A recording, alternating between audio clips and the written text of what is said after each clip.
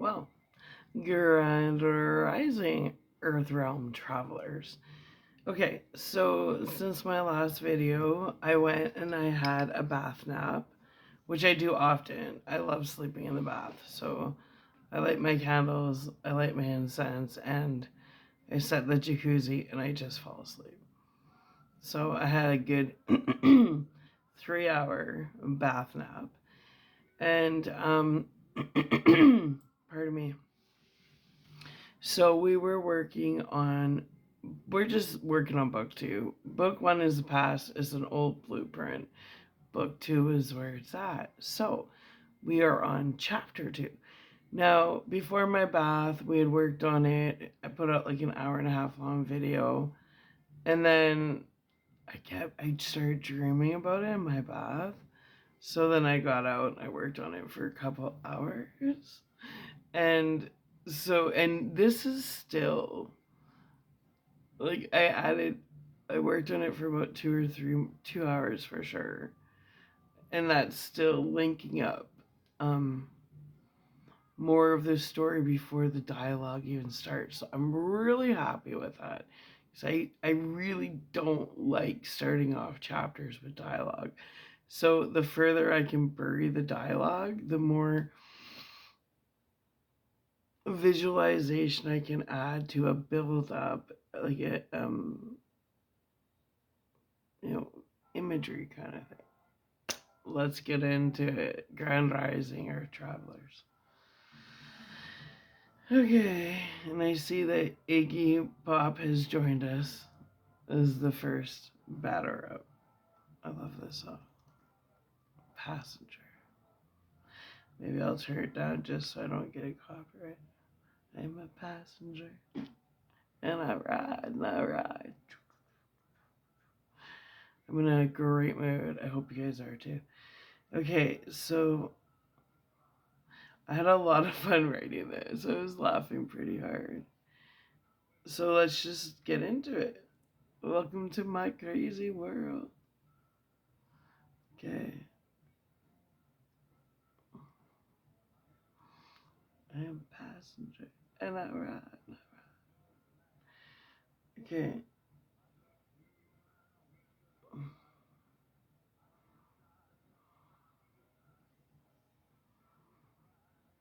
Okay.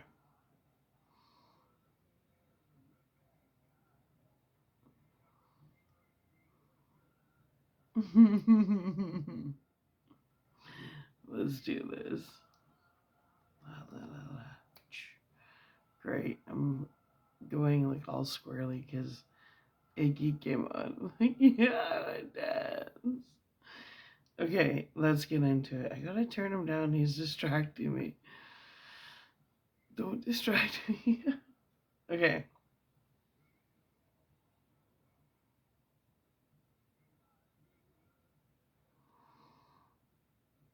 Where did we stop?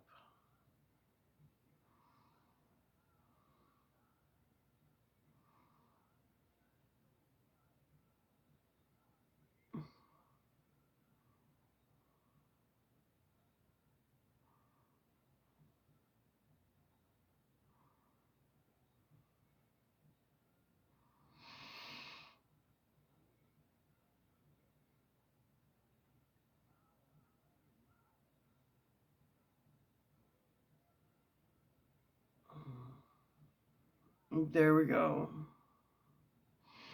Okay, the last thing we talked, this is the last paragraph.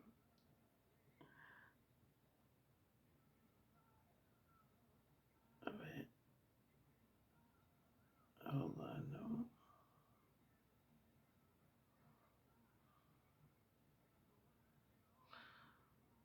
Yeah, okay. So, I'm just going to recap the last two paragraphs before I added another extension before the dialogue. Because I haven't even touched dialogue, right? So, and this is going back to Christopher John. and his obsession with his, like, nobody believes, they think he's delusional, but he knows it's real, with his sacred secret heavenly realm dream garden makeout zesty kinky love session with his manifestation, his manifested dream woman. Okay, so let's just read the last two, and then I went, this is where I stopped, and I went and had a bath nap. When I came out, I was like, okay, so here we go. He became so obsessed with this garden fantasy, and everyone eventually got sick and tired of hearing about some dream woman he convinced himself he could manifest into physical reality. At the time, they actually considered performing an intervention for his out of control fantasizing.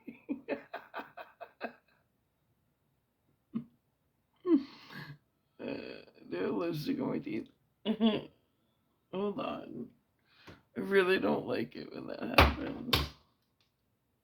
No, they're just shiny. Anyway, intervention for his out of control fantasizing. Eventually, real physical women took interest in him, and he spoke less and less about some dream woman in some heavenly garden. Even though Bello stopped telling people about his fantasy dream garden woman, his daydreams of her only became stronger and more realistic to him over the years. Yet, every time he discussed one of his experiences in regards to his heavenly garden love affair, people would just roll their eyes and walk away. It's kind of funny, right? Well, I think so. Okay, let's continue. So that's where I stopped before going and having a bath, because I have my little stop sign here. And then this is where we're at. Okay, backspace. And this is where I just, every time I take a break and come back, it's like this sense of humor comes in, which is nice, right? Because I start off so serious, and then you step back and you like laugh about the whole thing. We're good. I think so. Okay. I haven't even read it back to myself yet. I was just like on. I just, it just, it was, I just had so much to say. I had so many layers to add, and I successfully did that. So let's get into it. Water.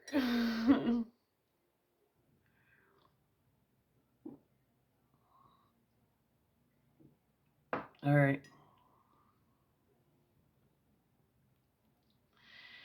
These experiences were as real to him as experiencing an afternoon of lovemaking with his dream woman in any earth garden. Yet he grew tired of trying to explain himself. So he learned several years ago to keep his dream garden fantasy a sacred experience banked, deeply treasured within the most sacred and secretive places within his heart and soul. His heart and soul. Within the deeper caverns of his heart and soul. About an hour prior, CJ was drifting off in his oversized jet black leather off his chair, enjoying one of his personally banked secret garden experiences. What do we call that? Fresh releases.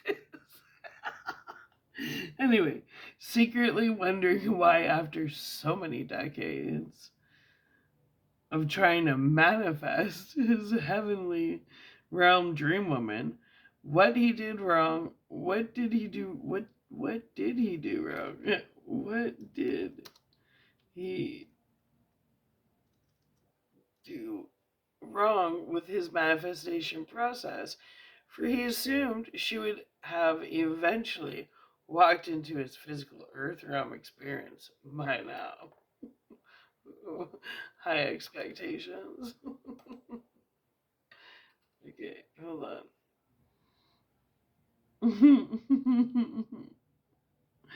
This doesn't feel right. Okay. It's because I got it all duct taped.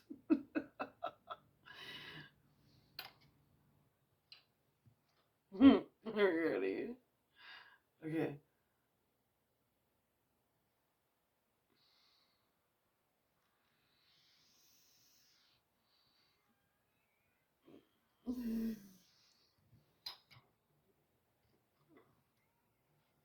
Okay.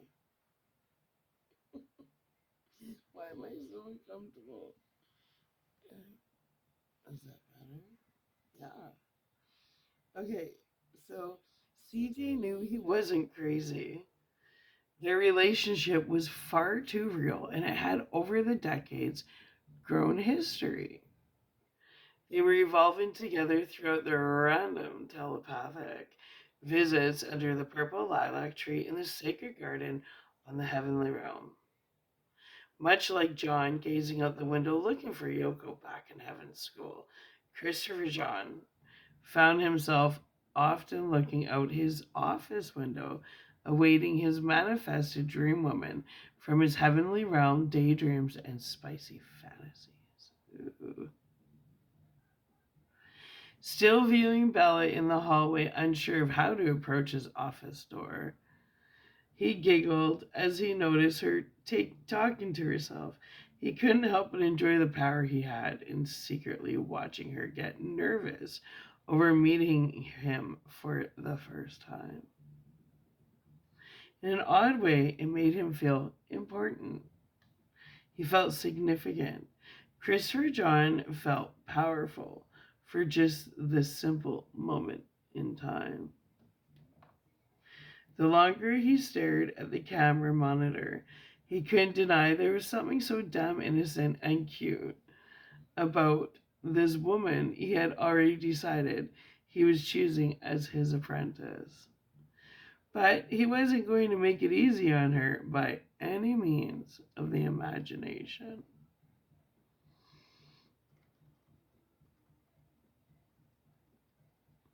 He was going to stretch this out as long as he could, like a rubber band's resistance as it hits its full tension gravity just before snapping.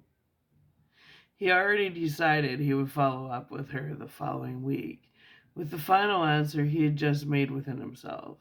Bella looked like she'd bring lots of lighthearted amusement to such a serious team of stuck up professional people whose credentials didn't mean shit to CJ. In the grand scheme of things, what was important to CJ was substance of character, authenticity, compassion, a loving nature.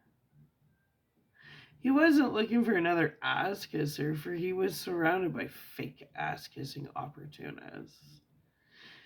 There was something different about Bella, a purity his other team members simply lacked.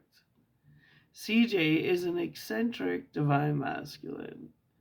He studies people like they are there for his simple entertainment of decoding them. Christopher John's mastered skill is his skill of keen listening through subtle observation of particular individuals whom pique his attention. While doing so, somehow, he is able to cloak himself as though his intrusive energy were completely invisible, yet more powerful than anyone could ever imagine comprehending. Christopher's observations go completely unnoticed by any spiritual being's radar, alerting their spirit that they are secretly being observed, closely watched. Their authentic nature is being tested for authenticity. Bella was no exception. Christopher John purposely arranged the interview to be conducted by his brother Patrick, so he could sit outside of Bella and Patrick's meeting and observe. He's sneaky, hey? Very strategic. Meaning, and observe Bella very closely, yet completely undetected. He wanted to decide for himself how she conducted herself when she believed no one was watching. Yes, odd behavior to most, but to Christopher John, he found this hidden tactic not only exposed individuals' authentic nature, but in the process, it brought him a sense of entertainment on a silent and personally fulfilling level. Simple pleasures. There was a tone in Bella's voice which felt familiar to his spirit, an ancient tone he felt instantly magnetized to.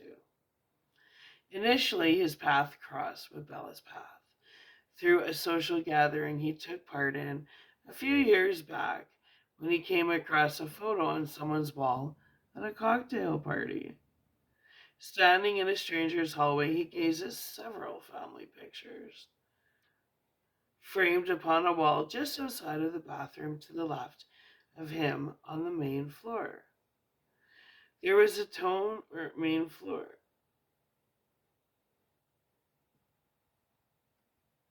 Endless framed pictures his eyes gaze upon before stopping dead in their tracks and fixated on one picture in particular of a young woman whom he found incredibly captivating. She was alluring, she was enchanting, but whom was she exactly?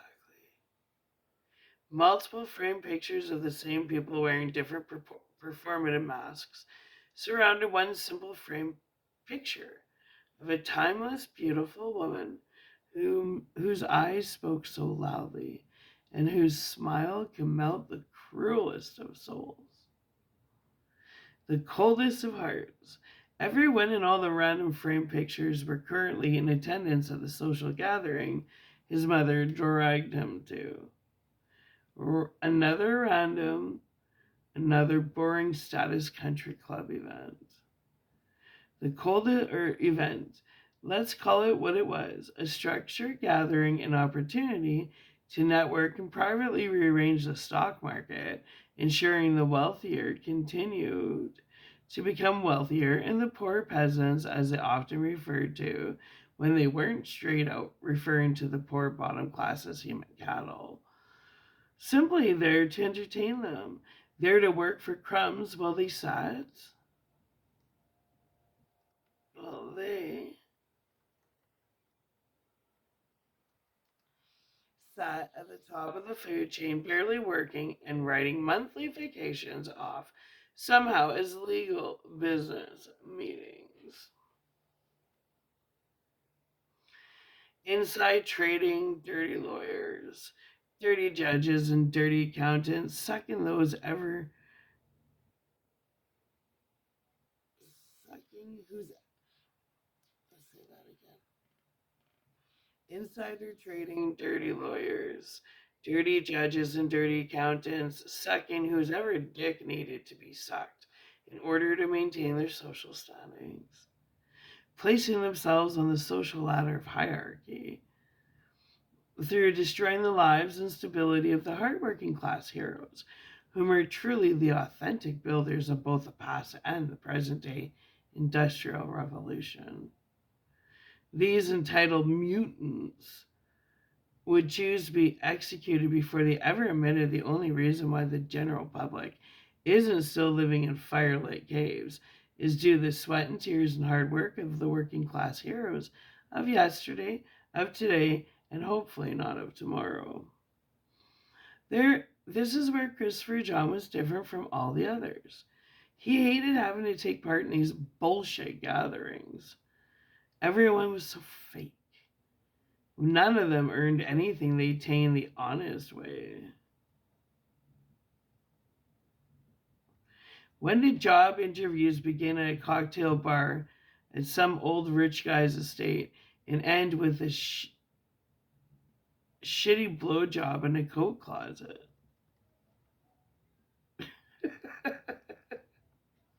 Forgot the Y on that one. When did job interviews begin at a social bar at some old rich guy's estate and end up with a shitty blowjob in a coat closet?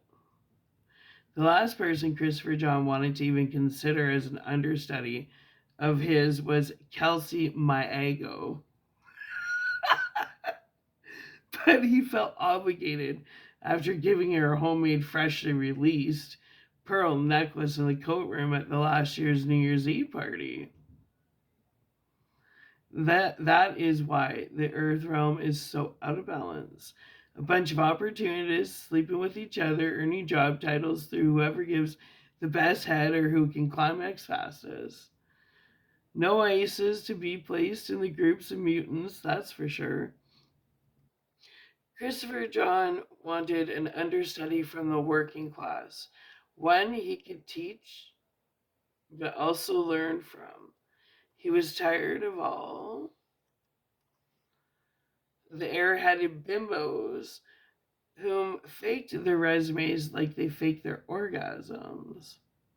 When he gave Kelsey the opportunity to learn as his understudy, all she ever wanted to do was try to seduce him and claw her way into the family name. Fuck her way into the family fortune.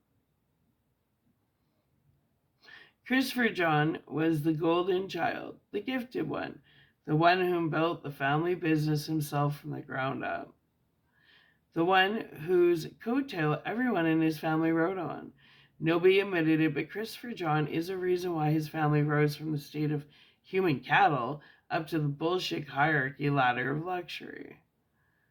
If Christopher John were to cord cut off all his current family members and peers and take his business away from their grasp, let's just say a lot of homes,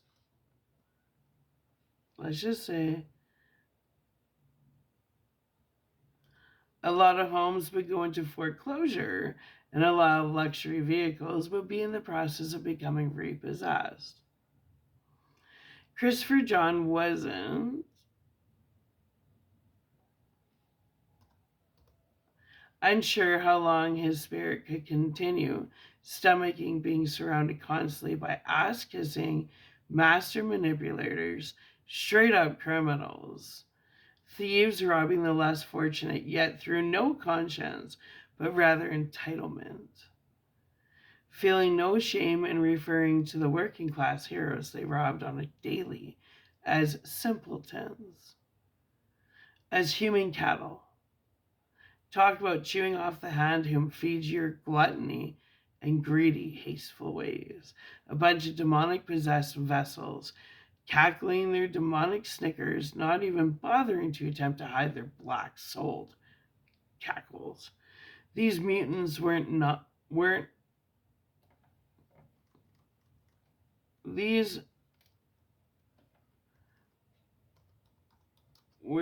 mutants.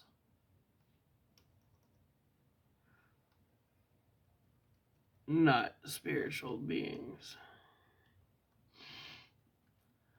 They were demonic entities. Where was I? They were demonic entities cloaking themselves in well-polished earth vessels. They wore their vessels like costumes, and it is because of these demonic mutants. So many spiritual beings pass are filled with wrenches and boulders, disguised as non-related issues, but in all actuality, their challenges are orchestrated at events like the social gathering Christopher John found himself entertaining. A bunch of non-playable characters living off stolen dreams and stolen money from the lower class and hard-working heroes. An evening of gluttony and the consumption of overpriced premium liquor and drugs the average person has no clue are in existence. That's what these social gatherings were truly about. A bunch of crooked Earthrealm pirates whom over the years simply got better at labor trafficking and owning people as personal slaves, all while drinking their Starbucks vanilla frappuccinos, bought from the sweat and tears of stolen energy and back-breaking efforts from those they looked down upon in self-proclaimed entitlement and pity. CJ noticed Bella was actually beginning to have an anxiety attack outside his office door, so he made the executive decision to stop torturing her. As much amusement as it was bringing him, he knew when a joke was going too far, just before the imaginary rubber band snapped due to overstimulated tension. I see lipstick on my tooth.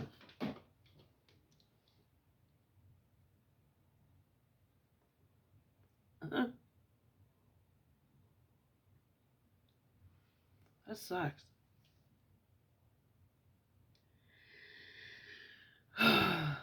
Anyway, water.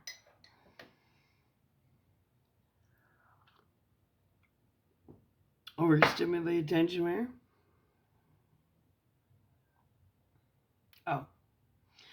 Just before there. Just before the imaginary rubber band snapped due to overstimulated tension, CJ rang his assistant and asked her for refreshments to be brought to his office promptly. A few moments later, an elderly lady in, surprise, surprise, a beige pantsuit approached Dr. CJ's office with a refreshment cart. Noticing Bella, she smiled and said, "You must be Christopher John's 1 o'clock appointment." Bella replied yes, with the best feeling of relief as her foot passed over through the portal from the hallway to her new life of abundance, new opportunities, a life she once believed she'd never lead was opening up its doors to her effortlessly. And yet, again, working in close proximity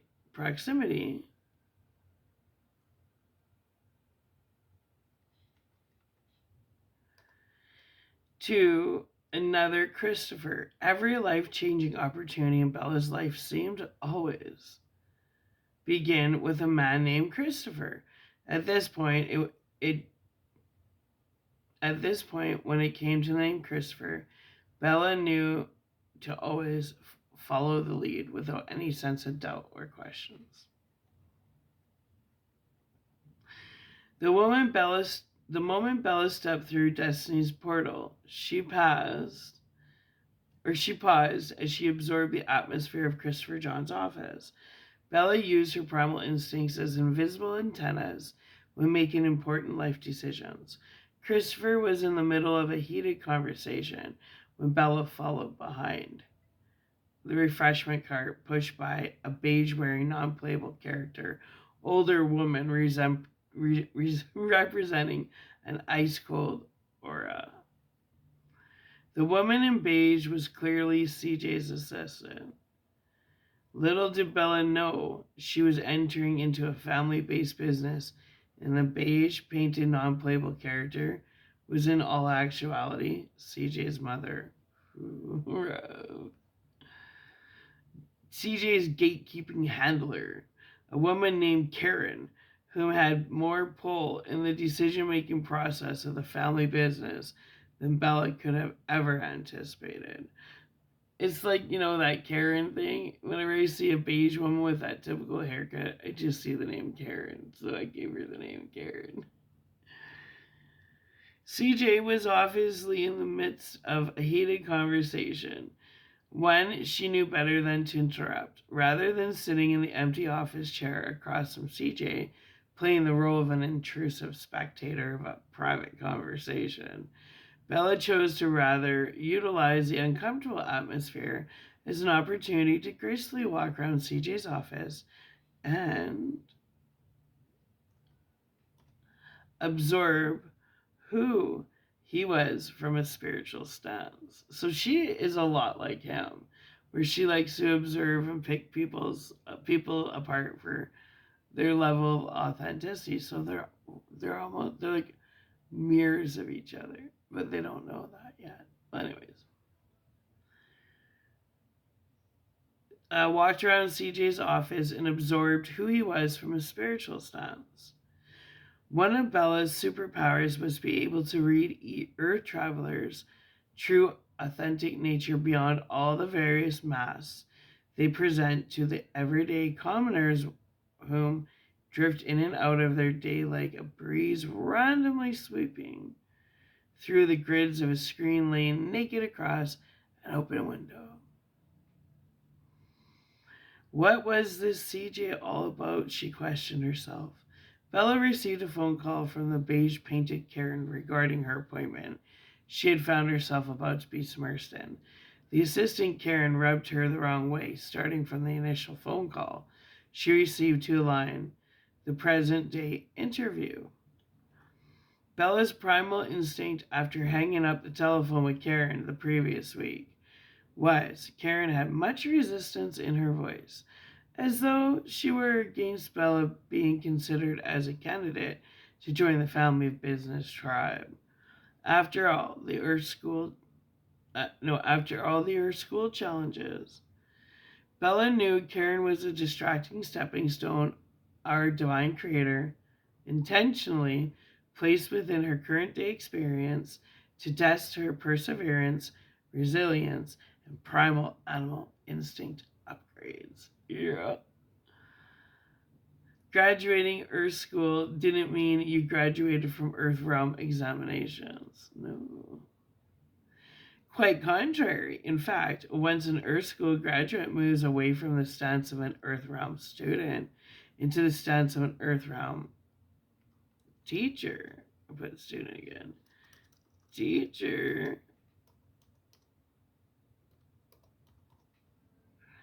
the test became more mysterious, more subtle, harder to spot out initially, resulting in earth-shattering results between the two extremes, a pass or fail, and nothing in between. New levels, new devils applied way harsher once an Earth traveler graduated from Earth School. With all that being said and done, the beige-wearing Karen was a divinely appointed blueprint Easter egg our creator placed in Bella's upgraded blueprint program as a part of, I need a space there, her newly graduated training program.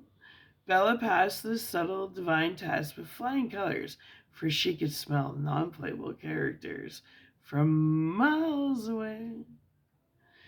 Beige-wearing Karen was an intentional part of Bella's current divinely created simulation to test whether Bella would fold in on herself at the very first notion of possible rejection and unjustified judgment upon her character being assassinated subtly and unjustly. Bella was a recovering people pleaser, on an Earth School graduate to an Earth Realm teacher. Bella's spiritual survival and success in the new world she found herself immersed in depended on her ability to have thick skin, demanding on her spirit to be able to distinguish the importance of being able to separate her professional Earthrealm experiences from her personal Earthrealm experiences. Yeah. It's a challenge so many people have. It's a challenge. Okay. To separate your personal life from your professional life. Which brings us back to the initial point of Bella's newly revised blueprint, including the coldest of a beige-wearing, non-playable character set upon her path simply to challenge if Bella was able to maintain a high vibrational frequency upon unexpected yet unnecessary character and confident building pressure. The most beautiful diamonds emerge from severely pressurized coal. It seems as though, in regards to Bella's current circumstance, the beige-wearing non-playable character was the pressure cooker herself, a permanent pressure cooker in the family business, apparently. Once Bella was able to recognize her encounter with the beige-wearing non-playable character, pressure cooker chef, is when she was able to smile and shake off Karen's dirty energy as the transmuted energetic test officially passed with flying colors, for there was no way in hell some senior beige-wearing non-playable character Karen was going to become the boulder in the living waters of Bella's promising future. As usual, Bella would have to become creative in the several ways she would have to float around the beige-wearing boulder in her current living waters. Bella was well aware the only means of maintaining her integrity when being challenged by non-playable character-wearing, beige-wearing Karens was through peace, love, forgiveness, and compassion at all times.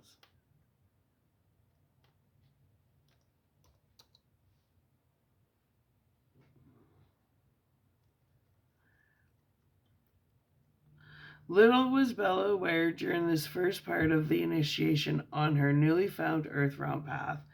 As a teacher, was the beige-wearing non-playable character Karen was the Earthrealm examination she was needing to pass in order to ascend to the next level of her current Earth School curriculum. In order for Bella to eventually evolve past apprentice to business partner, Bella would have to defeat the devilish beige-wearing non-playable character Karen, the permanent RBF resting bitch face. Karen, considering Bella was always worked better with masculines over feminines, she couldn't help but feel slightly annoyed with our divine creator for creating this level of Earthrealm challenge so quickly after graduating Earth School, as though he was spiritually throwing her into living waters filled with nothing but boulders straight off the bat. Bella knew better, though, for her relationship with our divine creator was a very special relationship. As an advanced, intelligent, spiritual being, she knew the divine loved nothing more than to live vicariously through Bella's Earthrealm experiences. He carefully crafted Karen's character for an important reason. Once Bella could direct her focus on the sub-rooted reasoning behind the divine's choice to do so is when Bella would be able to receive the invisible key to unlocking the door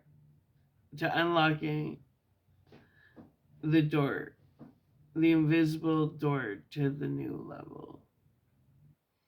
Water.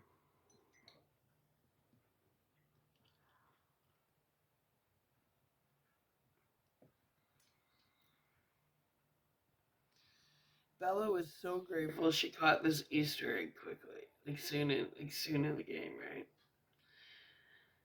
Should she not have picked up on the beige-wearing, non-playable character Karen this soon in the game, it would have resulted in Bella losing focus and walking straight into the karmic hamster wheel trap of cause and effect, which can leave the most advanced Earth traveler at a standstill for several karmic future incarnations, years, several lifetimes possibly, of being stuck on the same introductory level of initiation so early on in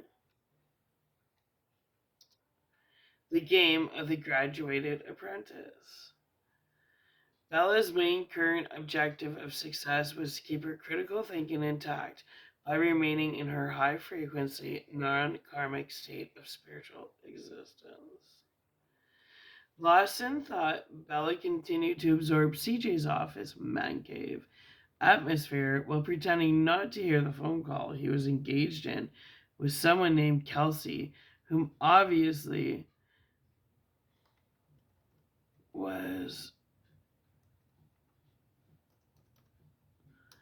not taking no for an answer. From what Bella was witnessing firsthand, CJ had patience, but he didn't play games, and he certainly did not appreciate master manipulators trying to sway his decisions as though he were an easily controlled puppet. Maintaining a neutral stance, Bella continued to walk amongst CJ's office, mentally noting several details as she profiled his character for fun. And he was doing the same thing to her, so they were doing the same thing. Very, very cute. Which means what? They're in alignment on the physical realm. Sexy, right? Totally. Okay, anyway. CJ's conversation with this Kelsey sounded like he was beginning to wrap up, for Bella wasn't sure how much more CJ could handle the voice of this entitled, non-playable character woman who was clearly trying to control and manipulate CJ into making a decision he clearly wasn't feeling aligned with. CJ had his conversation with Kelsey on speaker, so Bella couldn't help but assess his situation in regards to this all too annoying Kelsey character. Bella was trying to determine whether it was a business or a personal situationship. To Bella, it sounded like a combination of both, as though blurred lines were crossed between professional and personal. Bella learned early on in the game of life not to mix one's personal life with their private life. Apparently, a lesson this Kelsey character never learned in Earth School, which in turn validated the non-playable character Kelsey has still an Earth School character, obviously trapped on an Earth School level of humility and narcissistic tendencies, which must be mastered before being granted the divine opportunity to graduate that earlier on Earth School level of Earth Traveler's integrity and decency, way deep south in her learning earlier on in the game, which is explaining how you just can't force destiny. Like, she was faking it till she made it, but that kept her stuck on a karmic loop on a level because she just refused to. She cheated her way up, and then she got stuck for however many lifetimes. I don't know. We don't know. I'm not sure how much of a role Kelsey Maego is gonna play in book 2. Well, anyways, basically, this Kelsey character was like one of those remote control race cars whose batteries were on their last drop of juice and running high in circles, often stopping by reversing itself into walls head on with continuous forward motion and backward movement of hitting the wall repetitively before going rogue, running around in circles. Again, if you can visualize the chaotic nature of this woman I'm trying to present to you as an Earth School dropout. Fake it until you make it, opportunist, non-playable character named Kelsey Maego. Giggling to herself as she stood witness to what sounded like a junior high breakup rejection between CJ and Kelsey, Bella found herself standing in front of a mirror above a careful to attention to attention, space, careful to detail wet bar. Noticing CJ completely distracted in his dead end conversation with this little miss entitled Kelsey Myago, she utilized his office wet bar mirror to check her teeth and fix her hair. Little did she know was the mirror she was grooming herself in was a two-way mirror. She questioned, or the question is, whom exactly was viewing CJ's office activities from behind the two-way mirror, and why was there an individual creeping the activities going on in CJ's office? Considering Bella was unable to detect the two-way mirror, a third person joining her in CJ's meeting didn't even cross Bella's mind. However, the moment she looked in the mirror, she felt pulled in as though someone was on the other side of the mirror, and she was completely correct. Indeed, someone else was on the other side of the two-way mirror.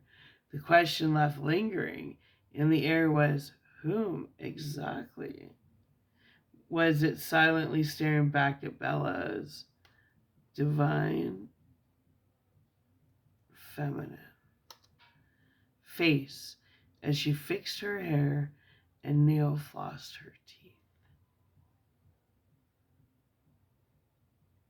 As Bella continued to venture through CJ's extremely large office, she noticed a vase of fresh purple lilacs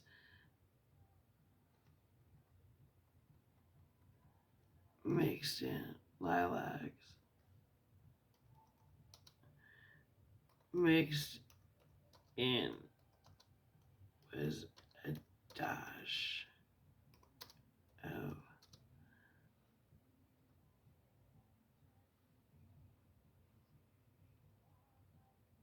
okay. As Bella continued to venture through CJ's extremely large office, she noticed a vase of fresh purple lilacs. Mixed in was a dash of a few fresh yellow roses, creating a magnificent touch of life by the simplicity of floral dashes of spring freshness.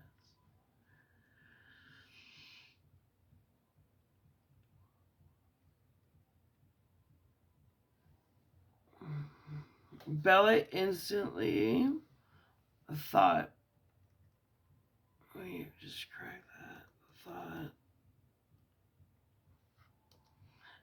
of her earlier daydream with Bello in the sacred secret garden on the heavenly realm. Catnapped, propped up against the purple lilac tree she was currently viewing from above directly outside CJ's third floor office building window. Bella knew there was no such thing as coincidences. Therefore, she was curious on the symbology the divine was using when inserting the addition of the bouquet of purple lilacs and yellow roses in a vase on CJ's wet bar. With a direct view of the purple lilac tree directly beneath CJ's office window. CJ startled Bella when he came up behind her, noticing her staring out the window below at the purple lilac tree. You like lilacs, Bella? CJ questioned the all too patient, mysterious divine beauty standing before his very eyes. I've always felt so spiritually connected to purple lilacs and yellow roses, Bella replied before CJ escorted her towards the empty leather office chair. Facing an empty black leather office chair directly across from her over a very modern yet complicated hand-carved wooden oversized desk. I am so sorry to have kept you waiting so long, Bella. I was trying to wrap up that conversation a half hour before you arrived. These damn entitled... Never mind, I am so sorry, how unprofessional of me, CJ explained, completely flustered and extremely annoyed. No need to explain yourself, Dr. CJ. She was a loud talker, a fast talker as well. Needless to say, I couldn't help but overhear your conversation. Not that I was trying to pry. It was. Hold on.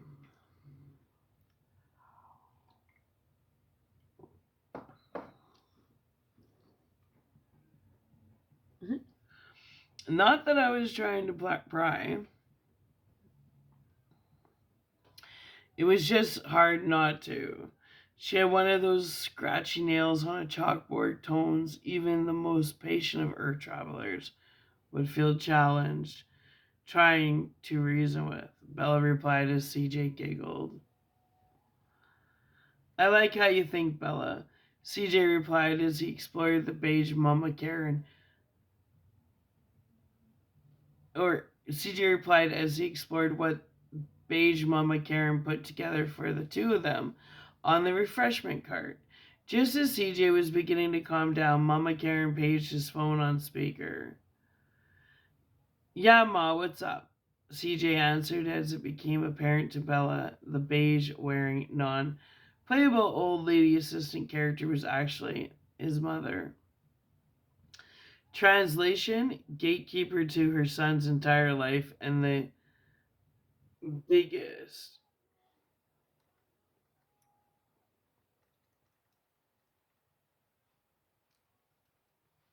influence over his decision. Bella was definitely being challenged now, knowing the lady whom already disproved of Bella's simple existence in the trauma office building gnawed at her. Beige wearing Karen did not like Bella from the get go, and considering Bella had never interacted with beige wearing Karen, except for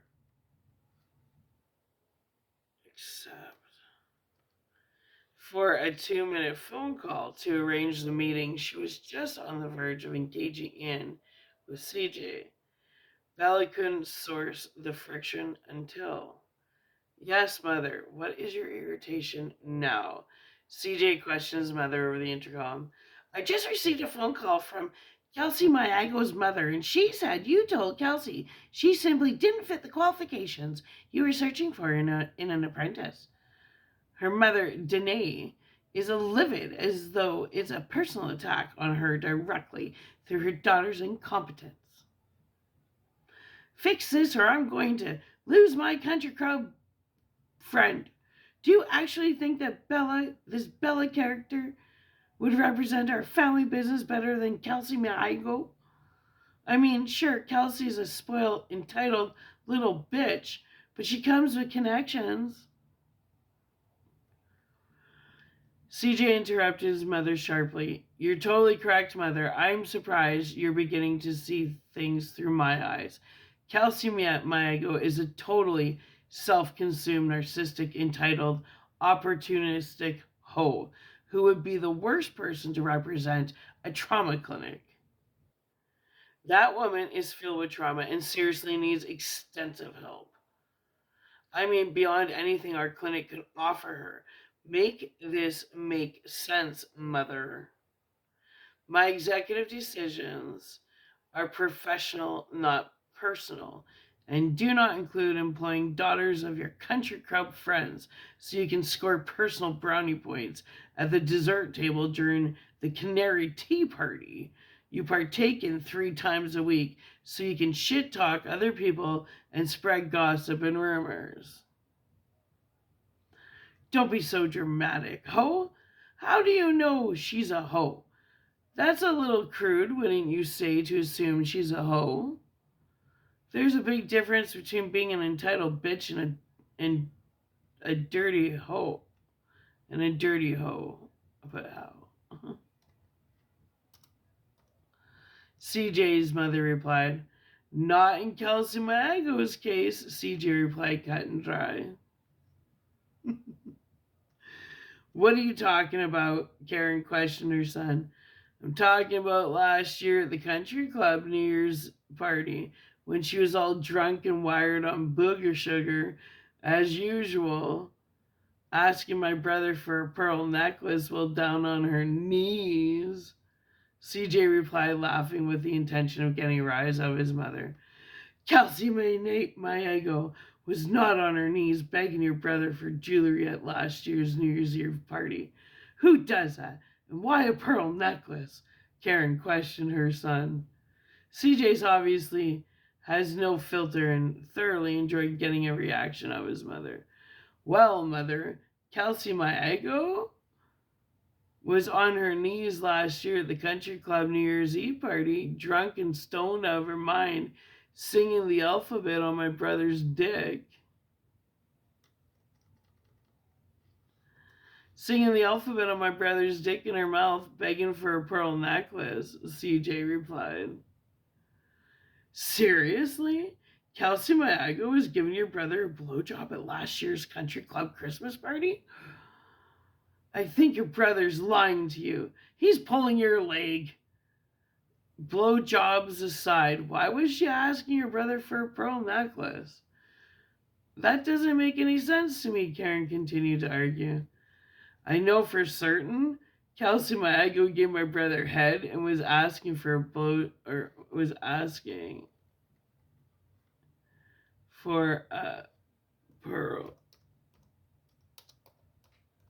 necklace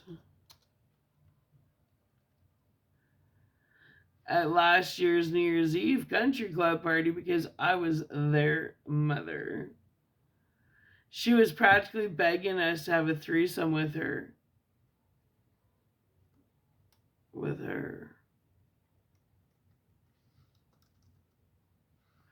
You know, when one chick has sexual intercourse with two men at the same time? I reject it because I find her completely repulsive, but my brother? He has no scruples. Free head is free head, mother. CJ replied, knowing how reactive his mother was becoming and giggling gently at Bella as though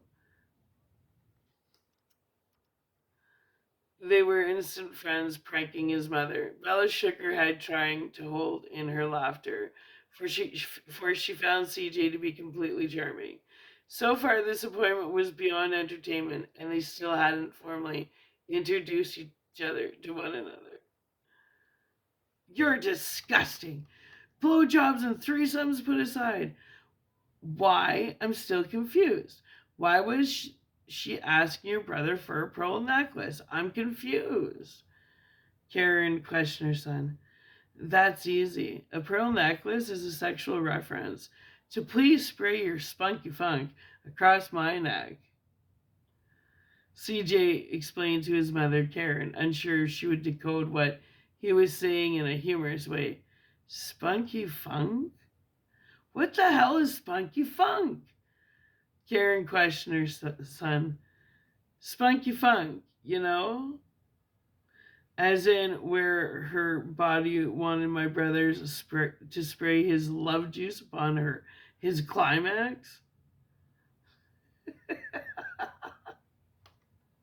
CJ replied, the visual. This coked out drunk chick begging some guy in a coat room for a pearl necklace. I cannot with you. I cannot believe you just said that. I swear you love shock factoring me. On another note, how did your meeting go with that Bethany lady? Karen questioned. I'm not sure, Mother. I'll tell you one thing. She definitely has the patience of a saint and the sense of humor as one of us, CJ replied. What are you saying, son? Karen questioned sternly. I'm saying between Kelsey's whiny call earlier and your distracting ways currently.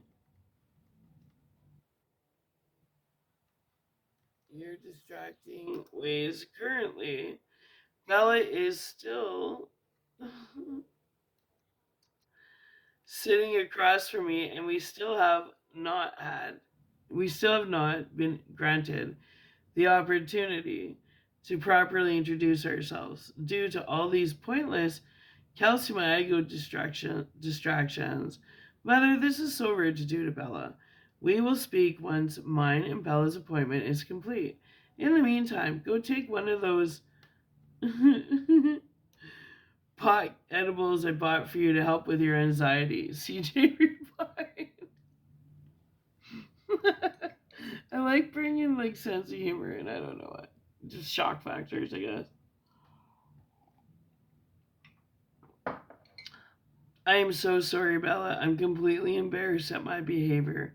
No more interruptions, I promise, Karen replied as her voice began to soften towards the very idea of Bella being near one of her sons. Perfectly played out, Bella thought to herself as she knew she passed this Earth Realm gatekeeping test, presented to her by the beige Karen, who was now beginning to gain some color in her character regarding Bella. It was Karen dropping her act and making a complete ass of herself in Bella's presence, which completely disarmed her gatekeeping strongholds against Bella and cleared the path so Bella and CJ could have an honest conversation. Bella, thank you so much for showing up on time for our appointment. It looks as though I'm the one who's late for our appointment here. Please forgive my unprofessionalism. We usually only act like this in the privacy of our family home around the kitchen table, CJ explained before reaching out his hand to shake Bella's. Bella extended out her hand. Nice to meet you, CJ. My name is Bella. Bella replied, wearing a gentle smile. Oh, so sorry, Bella. Let me correct myself. My name is Patrick. So, Patrick was a character in my first book, so I decided to bring him up to the second book and maybe give him a little history. I brought him into the second book. I just feel like his character should live on. So, oh, sorry, Bella. It just feels right. I don't know why. Okay. Oh, sorry, Bella. Let me correct myself. My name is Patrick. CJ, who's Christopher John, is my brother. This is his office. My office is still under construction as we're doing upgrades to our office. Christopher John was nice enough to offer up his office for this interview, Patrick replied. I would say Patrick explained, not replied.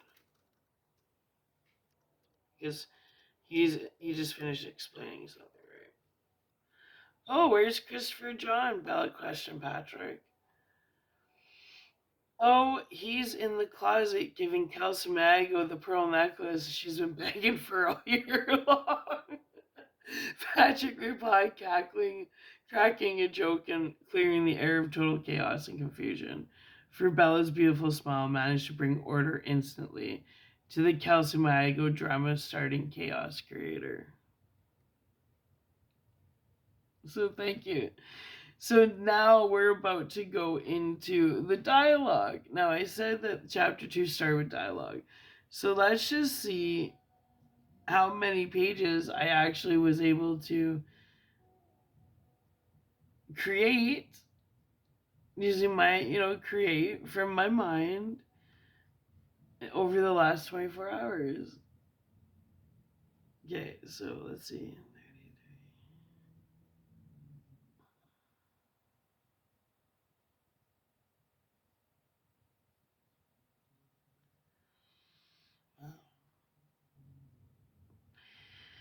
Okay, so in the last 30 hours, I was able to invent 10 type pages, which in all actuality, they're doubled, so that's 20 type pages. And kind of like, say I was making a patch blanket, that would be a patch that I was able to add before the dialogue. So that's awesome. And then basically, we're hitting the climax. Like, the climax of the chapter 2 was the mom calling, making an ass of herself, her finding out that this is actually his brother Patrick, it's not Christopher John, and it's like, what's with all the confusion? So in the conversation, it's gonna kind of whatever, but it kind of hit its climax, and then there's a little bit of residual climax I'm gonna add in there, and then we go down and we end our chapter 2, and then we go into chapter 3.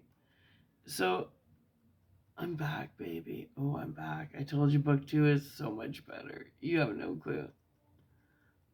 It's more kinkier, it's more fun, more loving, less dramatic, you know. But, to those of you who have gotten to your hands on my first book, then you're gonna giggle because you'll understand. You can reference it to what I'm writing right now and giggle a little bit to yourself because it's almost like having insider information the average duck doesn't have, right? Anyway, but that was beyond my control because if I had it my way, you guys would have never had access to either of the books. But nothing happened. I know I got that download. Nothing in this world ever happens without the Lord allowing it to happen. So clearly, the Lord Most High wanted this book to get slipped out. I'm just a worker, man. Okay, just a messenger, just a worker, just on a mission. Anyway, I hope you enjoyed this. I hope you stick along for the entire journey. Let's grow together, right? Because I'm inventing this on the spot. So let's grow together. And if you stay with me on this journey, you'll stay in alignment with me. You get it? Mm-hmm. Soul tribe. Anyway, I love you. But I'll be back. I'm gonna rest a little bit.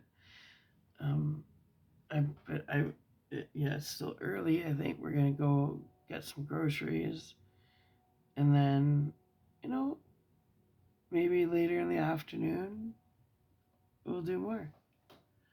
But we're definitely doing more because I'm back, baby. I'm back. All right, love you.